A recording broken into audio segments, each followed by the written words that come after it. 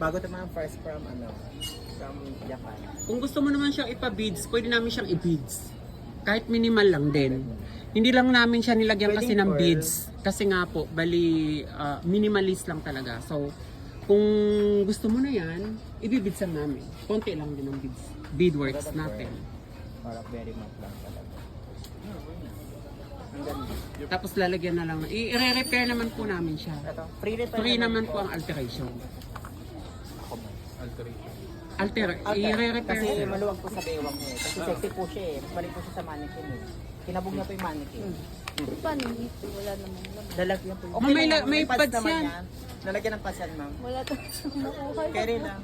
Tapos Pero ma'am, na-diet shoulder, po ha? dun sa ano mo. May suso ka dyan, ma'am.